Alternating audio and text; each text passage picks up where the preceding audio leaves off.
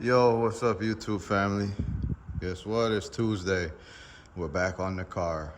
So, let's see. I can't remember where we left off, but we were trying to get the last touches done to get this thing ready for paint. So that's where we're at right now, picking up where we left off. The last couple bodywork spots, for the most part, have been sanded out.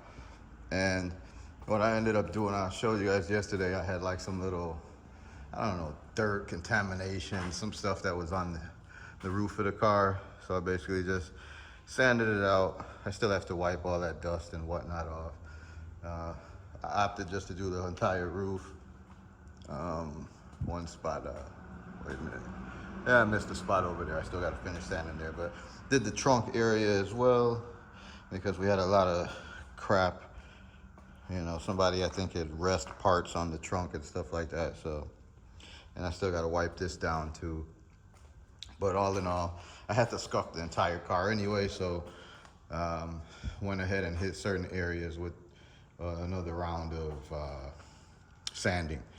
So the other stuff, I'm just going to use the Scotch-Brite pad on. Just the areas that had heavier contamination, I wanted to make sure I got that out. So I used sandpaper and a sanding block.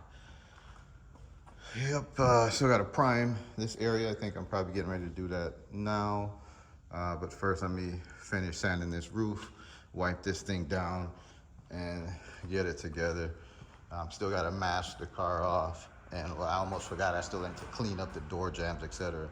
See, I started putting some of the masking tape around the moldings that I didn't take off.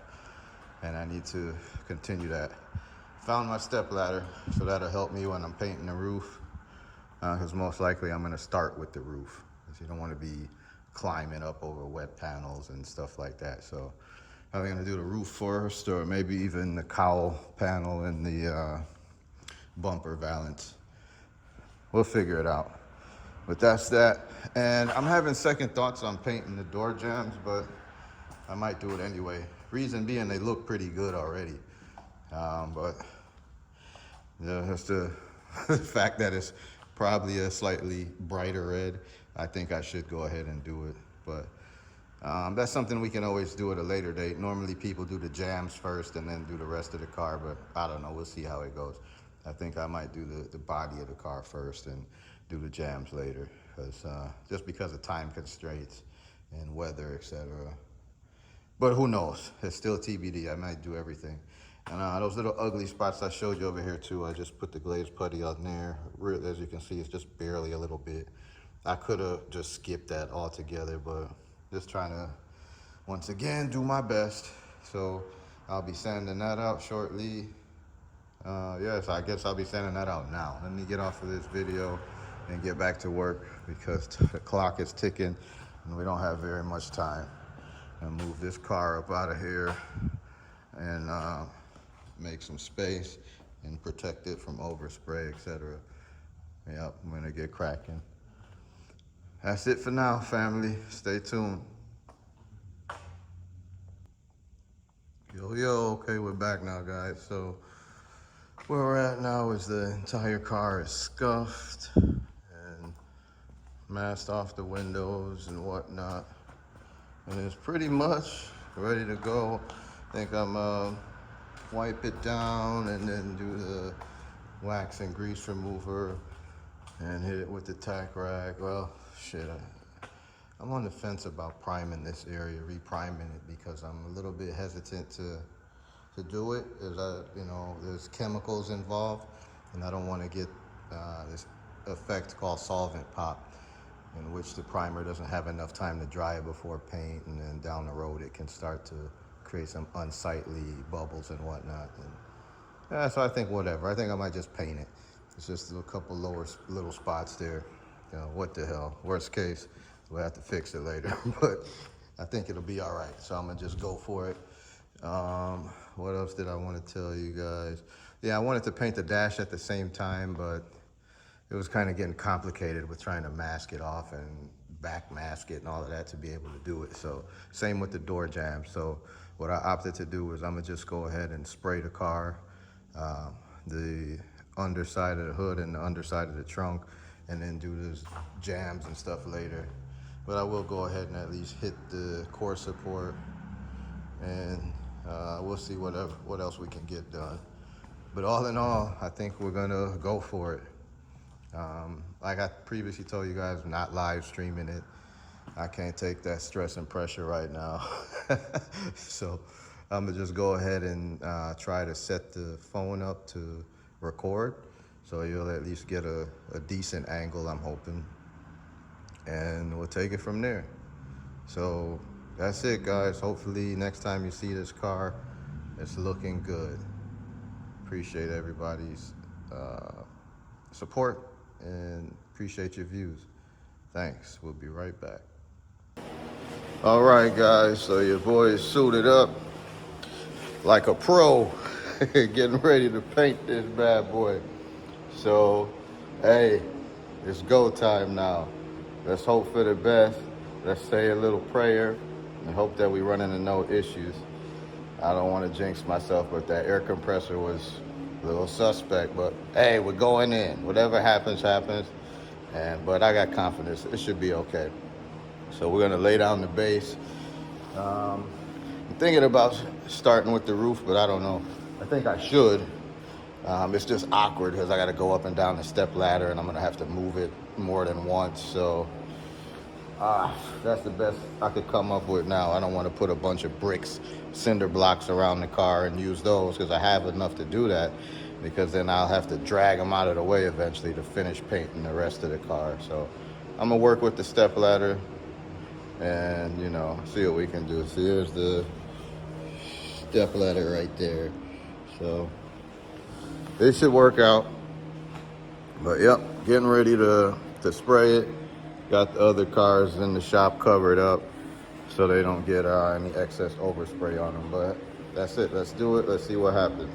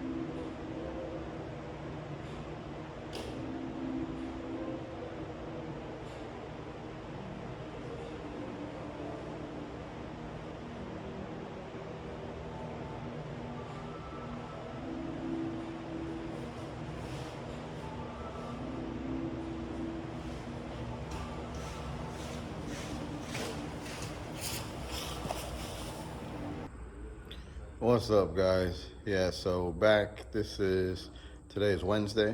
So, if you're following along, we painted the car yesterday. We hit it with what? I think a little over 2 coats of base, maybe even three, and then 2 coats of clear. So, it wasn't the perfect paint job. We ran into a couple of issues, most notably moisture. Moisture in the airline, which is unfortunate, but we still worked through it. We also had a sag in the base coat in one area. I was able to wet sand that out before we cleared it. But I think most of the water issues happened during the clear process. So trying to be optimistic and hope that when we wet sand and clear the car, we'll get that stuff out of there. But you never know. The good news is that enough of the car is in good enough condition after being sprayed that if we do have to make adjustments, it's just going to be on a panel basis. Like, for example, my worst 2 panels in my mind are the hood and the trunk. So after we wet sand and buff those, then we'll know whether or not we were able to resolve it. Because we do have a little bit of fish eyes, or whatever you would call it, like these tiny bubbles that happen in the clear process. But anyway, we'll be taking a look, and let me show you guys the car. All right, guys, so we got the first coat of clear coat on there. Laid down without too many issues. It's not perfect, and has some orange peel, not too bad. And we had some issues with water here and there, so we're just gonna roll with it. We're giving it its flash time. Then we'll be going with another coat of clear, because 1 coat is good, but not enough if you want to wet sand and buff the car. Yeah, so I want to at least put 2 coats on. So we got the 1 coat on, and we're gonna go for 1 more. And all in all, I'm happy with it. It's not perfect, but man, it's a lot better than it was. And some of the, we had an issue here or there, but I'm not letting it get me down, because at the end of the day, now that the car is all one color, and this is a fairly simple and forgiving color, so we can just rebase a panel if we need to. Like, for example, I have some issues on, I would say, the hood and the trunk with some water contamination. It won't be a big deal to go get a quart of paint and some hardener and to redo the hood and to redo the trunk, and perfect them. But all in all, the body came out pretty good. I struggled a little bit with the roof because I'm not the tallest person. And man, the car is a big car, and my arms are, because I'm not so tall, my arms aren't so long, right? So I got a short reach, and to get to the center of the hood has been a challenge, even while stepping on the step stool. So on that second coat, I'm gonna try to make sure I get a good coat down, because the first coat wasn't as good as it should have been. And then after walking around on the passenger side, it looks like there was a spot that I didn't 100% cover on the first pass on this rear quarter. I noticed there's kind of like a dry looking spot right there. You can see it. So when I mix up in the next couple of minutes, I'm gonna start right there.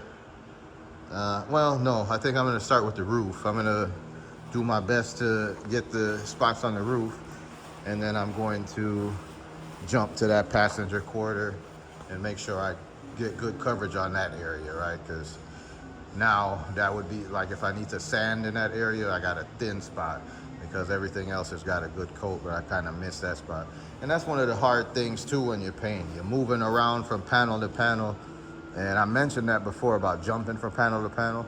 You gotta stay focused, or you will end up with like a spot like that, a dry spot, because I don't know, I got distracted when I went to put some additional clear in the cup for the paint gun. When I came back, I somehow missed that spot. But whatever, it's no big deal. We still got plenty of clear, and we still got time. So with all of that said, I'm gonna shut my mouth, fire up the compressor, let it build up some pressure, and hit this bad boy with the second and what I believe to be, for right now, we'll call it the final coat. Because like I said, I might end up redoing the hood and redoing the trunk because we had some little problems with water and maybe even one spot on the roof, but I'm not going to trip off of it, right? It's not a show car, but this is very streetable now that it's come together. I'm really happy with the body work. It came out good, but I guess I should hold that until we wait tomorrow. Once everything dries and the clear is nice and hard and shiny, we'll be able to look down the side of the panels and make sure it's not wavy and the body work was nice and flat. No high spots, no low spots. Yeah, but yeah, I think we did good, man. So appreciate everybody who's been rooting for this to be a success. So far, so good. And although the color is on here and the clear, I mean, it's still a long way to go. The project will be working on it over the winter, but I wanted to at least knock out the paint. Like for example, like I don't want to put a bunch of the old trim that I took off back on. So as budget permits, we'll be buying parts for this car and putting it together little by little. And also we got to wet sand and buff it and all of that. That'll be happening here and there in miscellaneous videos. But we're gonna transition slowly, not immediately, but we're gonna start transitioning over to the Fleetwood now that we took delivery of that Chevy 350 engine. We're gonna drop that in the Fleetwood and get that car mobile. There's one thing around here at the shop I don't like is immobile cars that don't run and drive. Although that car was running and driving, I made it immobile because I'm supposed to be swapping the engine and I've been taking my sweet time. But like I said, I like to have cars where I can just turn the key, start them up and move them around because you never know when something comes up and you need to put a different car in its place, etc. But yeah, man, you guys let me know what you think. Make sure you give the video a thumbs up if you like it. Share it out, subscribe to the channel. And yeah, stay tuned because this is just one of many. This is the first 63, but we still got the blue one over there waiting for me to finish the metal work. So one by one, we're gonna knock them out. And next year, hopefully we have some footage of me enjoying this car in the streets. And you guys can be like, well, damn, wow, I seen it when it was an ugly duckling. And look at it now, shining in the streets. Yep, but right now that's a hope and a dream. So we'll see what happens. Stay tuned. I'm your host, Shawnee C, and I'm in the paint, going hard. So hold tight. That's it, guys. We did it. We painted the 63. It's together. Valance, wiper cowl, everything got touched. We still got work to do. But as you can see, we're serious about what we do, and we mean what we say. Say we want to do something, we do it. We're not the best, but we got the balls to try, and that's what it's about most of the time, right? You never learn if you don't try. Yeah. Wait till we wet sand and buff it. Correct any potential issues. It's good to see the car one color. It really is. That victory red pops. Yeah, happy with the choice. Hope you guys like it, man. We do this for you. Yeah, so there's the car. Even though I masked it off, somehow I got some paint on the radiator. I think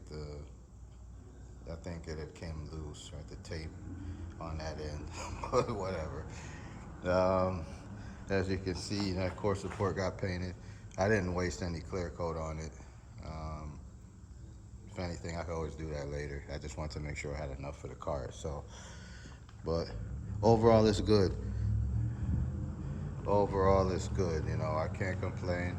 It's a fairly decent job, and I'm pretty confident that with wet sand and buffing, it's going to be good. I only found like one little run. Can't remember if it's this side or the other side. And there's a couple small areas where I ran into one small issue, like right here. This was already cleared, but then I opened the gas door so that I could get the inside of it, and I forgot to close it. So we got one little dry spot there. and a little smudge where I think I touched it a little bit with the somehow the protective suit I was wearing is a little baggy. So I think I bumped into it there. Either that or it was the hose. But we'll see. Hopefully that can sand out. If not, man, it's really no big deal. With this color, I think I can easily blend that if I need to sand it down and respray it. Overall, the clear is a real glossy clear. We'll see what happens after I sand it and buff it. I'm gonna let it sit for a few days just to cure up. But the trunk, you know, it's got more orange peel than I would like and a couple of spots where water got on it. But overall, I think it's good. There's like a little spot. I'm sure you guys can probably see that right there. It's kind of like a scratch that I should have filled that is now jumping out at me. I'm not gonna trip off of that. I'm perfectly fine with it. But overall, yeah, the paint job went down pretty smooth. A little bit of trash. And when I say trash, that's like some kind of dust or dirt or something. But overall, very low trash. The biggest issue is the hood and trunk having the fish eyes, and then that one dry spray area I showed you guys. So overall, I'm very, very pleased with the outcome. This is, you know, this can definitely, once it, what I'm trying to say is once I wet sand and buff this thing, I have a feeling it's gonna look good, really good. So the only issue there is timing, and I was just checking my buffer. I remembered I had 2 buffers. I could only find one of them up here at the shop, and what I recall is one of them was bad. And as fate would have it, the one I found is the one that's bad. When I went to turn it on, it ran for like 30 seconds, gave that burnt electric smell and stopped working. I'm gonna try to dig around and try to find the other one I have, but worst case, I'm gonna have to order one. I for sure need some buffing pads, but the good thing is I have buffing compound already, and I have a few different grits of fine wet sanding paper. So I think I have, you know, at least 40% of what I need. I gotta buy a couple of things, but we need to let the car sit for a while anyway. I think it needed at least, I think the instruction says the recommendation was like maybe 64 hours to let that thing fully dry and shrink down or whatever. So we're gonna give it that. It's already been 24 hours, today will be 48. And you know, you do the math, another day will be good. So that's what I'm gonna do. And then hopefully in that time frame, I can order a buffer and or find the one I need at the home or at the house there. But for sure, I need to get some buffing pads. That's something I could always get locally, but I might order those too via Amazon situation. But yeah, man, it's coming, guys. It's coming together. We'll see how it goes once it buffs out. I know you guys will be looking for that. Might take me a little time for the next update. It's because, man, honestly, I'm tired. It was a long day yesterday painting this thing. I had some issues with the video, so I didn't get things edited and released in time. So I might add this piece onto the back end of that. So you guys should see some content soon going through the process of how this went down with the paint. And yeah, that's it for now, guys. I gotta go take care of something, but I'm Shawnee C, your host at Motor City Customs. This is a continuation of the 63 Impala project. And yeah, it's moving right along. Good to see it all one color and shining, breathing new life into this old classic. If you like the content, hit the like button. If you're new here, please subscribe and check out some of the old content. Thanks for being here and thanks for your support. I'm your host, Shawnee C, and that's it for today. Peace out, everybody.